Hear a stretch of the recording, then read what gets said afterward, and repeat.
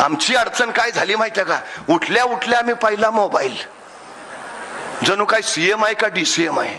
नाही, रात्री काय झालंय महाराष्ट्रात कळलं पाहिजे. आणि काय बघणार, मेसेज गुड मॉर्निंग, गुलाबाची लाल फुलं. नाही तिथं फालतू वेळ घालवतो आम्ही, नाही तिथं. मी वारंवार सांगतो, त्या पोरांकडनं अपेक्षाच करू नका. ज्या पोरांच्या आई बापाच्या हातात मोबाईल आहे त्यांच्या पोरांच्या हातात मोबाईलच असणार. तुम्ही पुस्तक यायची अपेक्षा करूच नका. आई बापाच्या हातात पुस्तक आलं ना, पोरांच्या हातात आपोआप पुस्तक येतं. सगळ्यात महत्वाची गोष्ट आहे ती. सगळ्यात आमची अडचण ती झाली आहे. मला एका प्रश्नाचं उत्तर द्या.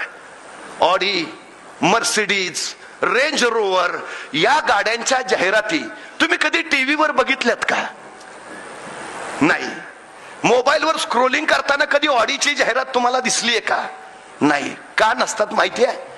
टीव्ही बघत फालतू वेळ घालवणारे ऑडी घ्यायच्या पात्रतेचेच नसतात हे त्या कंपनीला माहिती आहे.